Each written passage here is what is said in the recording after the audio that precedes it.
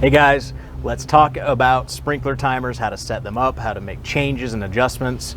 Is this your timer? A Hunter. This one in particular is a Pro C. It's actually a pretty high-end timer. We mostly see these on commercial properties, but we definitely do see these on residential. It's a really nice timer. So I just want to do a quick rundown and just show you how to make some adjustments, how to set it up and make changes. Okay, so first of all, this is your dial. So it's set to run right now. This is basically what you want it set at all season long. If you leave it on run, that is just going to basically run the program and the cycles that you have set up. So just looking at it right here, it's going to show you the time of day. So 11:31, and it also has a little AM or a PM. And then at the bottom, it's going to show you the current day of the week, the Thursday. It's showing Thursday right now. So let's go through how to set it up first. So if you flip this knob one to the right, it shows you the year. So you can simply just push up or down to set your year. Hit the right arrow. It's now going to show the month, which is the 8th month. Hit the right arrow again, and it's going to show the day. Again, you can flip it up and down. As you notice, as I change the day, it's from 2 to 1, it's changing from Friday down to Thursday. We want to double check that just to make sure you have the correct year. Because if you have the wrong year, doesn't matter what days, your run days you're set to, it's just going to run off of that. So once you get that set up, you have the time. So the AM and the PM, you can just hit up or down. It'll change AM to PM. Hit right, and it's all from these up and down arrows. So you can adjust the hour and again, the minutes. Pretty straightforward. Flip the knob one more to the right, and you're going to have your start time. So we're on program A. If you do want to run multiple programs, you can simply hit the program. So it'll just change to program B, program C. Under most circumstances, I recommend just running one program, just running A.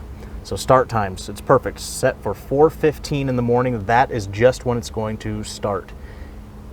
If you want to run multiple start times, you can hit the left arrow and it's going to, or the right arrow. So start time 1, start time 2, start time 3, start time 4. One big mistake we see when homeowners or people are setting these up, they think these start times are for each zone, each station. This is not. This is for the entire program. So generally you're only going to need one program on A and one start time. I like to start it right around this time, 4 o'clock, 5 o'clock, depending on how long your stations run. Typical general rule I like to use, end the run time so your sprinklers are just getting done as the sun is coming up, because you don't want to be watering in the day where you're getting a lot of evaporation, but you don't want to be watering late at night to where you have water sitting on the surface of your lawn all night long. That's a recipe for fungus and other problems, believe me. You don't want moisture sitting on the lawn all night long.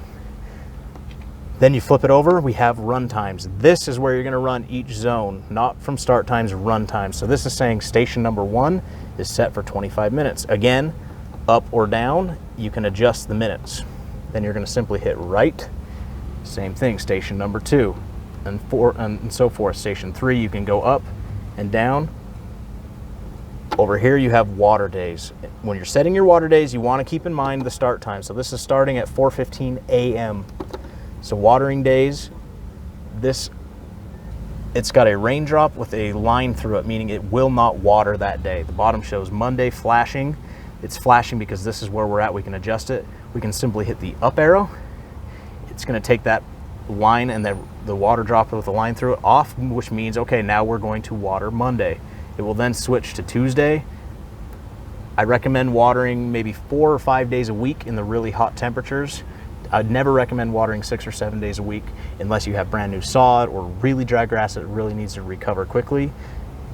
Watering more often with less minutes is, first of all, going to train your roots to go very shallow because you're not watering deeply, and you're probably going to get a lot of fungus. There's a lot higher chance you're going to get fungus by watering more frequently.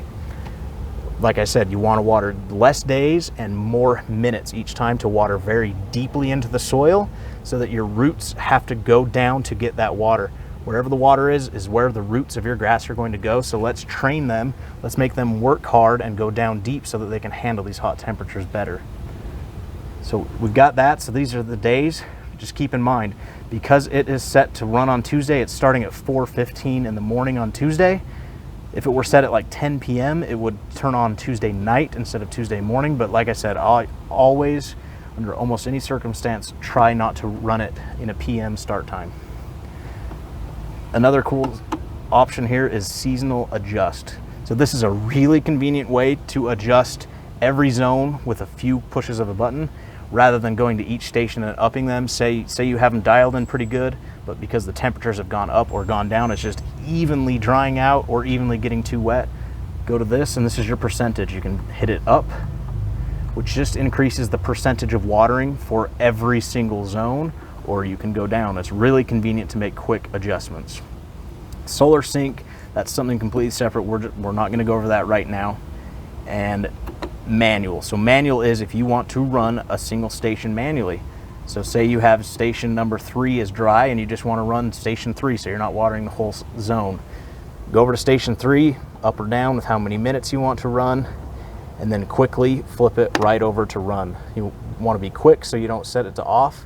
So once it's on run, it's going to show station 3, 25 minutes, and it has this picture of a sprinkler head that's flashing. When it's flashing, that just means it's currently running.